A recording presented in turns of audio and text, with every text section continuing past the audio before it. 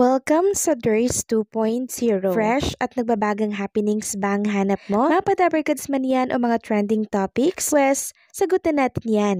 Kaya naman isubscribe nyo na ang ating channel para sa mga nagbabagang balita everyday. Welcome back muli sa ating YouTube channel mga kababayan. Pag-usapan natin ang tungkol dito sa pagkakaupo ni Boying Rimulya or itinalagang bilang ombudsman. Nabasa ko kasi na since itinalaga siya bilang ombudsman, ay nabalitaan kong ipapakulong di umano si BP Sara. Ayon nga po kay Senadora Amy Marcos, naniniwala daw po siya na planong ipakulong si Vice President Sara Duterte kaya itinalaga si Justice Sec Boying Rimulya bilang bagong ombudsman. Sa panayam ng mga reporter, hindi itinago ni Marcos ang kanyang matinding pagdududa sa desisyon ni Pangulong Bongbong Marcos, kapatid mismo ng senadora. Ayon sa kanya, may nakahandang plano laban sa Vice Presidente. Bakit maglalagay daw po ng kadudadudang personalidad na klaro naman politiko naman yan?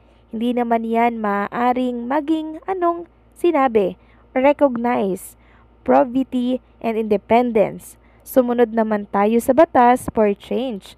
Anang senadora. Mukhang planchado na kung hindi makakalusot yung impeachment, yung plan B, diretso na tayo sa plan C. Dagdag pa niya.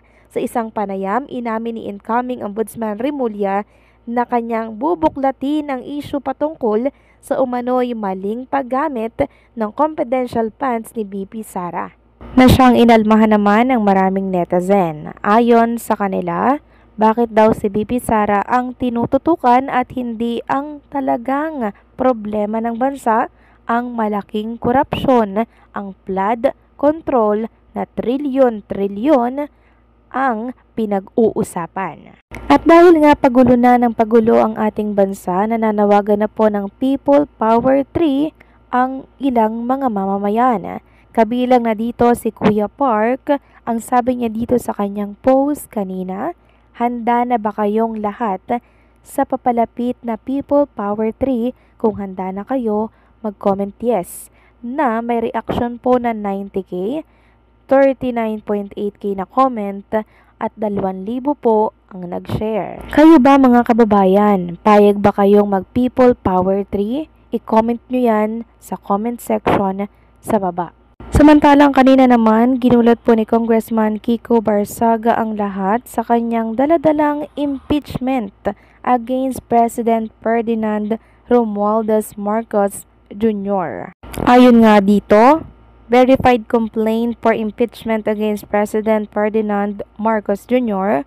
for betrayal of public trust and culpable violation of the Constitution.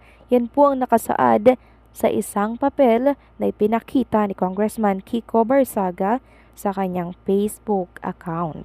Mga kababayan, agree ba kayo sa impeachment complaint na ipapasa ni Congressman Kiko Barsaga sa Senado? Please comment down below.